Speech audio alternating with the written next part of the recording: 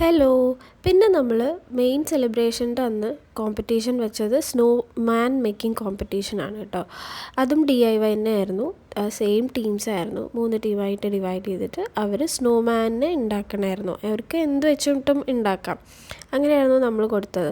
അപ്പോൾ അവർ കപ്സും ബലൂൺസും കോട്ടണും ഒക്കെ വെച്ചിട്ട് ഉണ്ടാക്കാൻ ട്രൈ ചെയ്യുന്നുണ്ടായിരുന്നു.